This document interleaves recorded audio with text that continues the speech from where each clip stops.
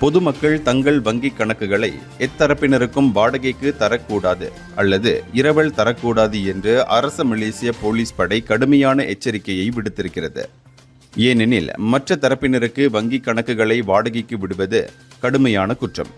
இதற்கு கடுமையான தண்டனை விதிக்கப்படும் என்று புக்கிட் அமான் வர்த்தக குற்றப்புலனாய்வுத்துறை இயக்குனர் டத்தோ ருஸ்டி மொஹமட் ஈஷா தெரிவித்தார்.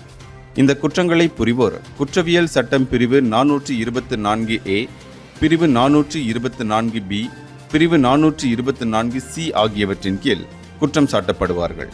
குற்றம் நிரூபிக்கப்பட்டால் 10 ஆண்டுகள் வரையிலான சிறையும் அதிகபட்சமாக 1,50,000 ரிங்கிட் அபராதமும் அல்லது இரண்டுமே விதிக்கப்படலாம் என அவர் எச்சரித்தார்.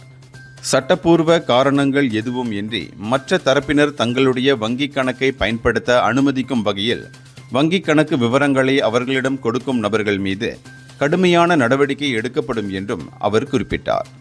இந்தியர்களின் இதய குரல் மக்களோசை.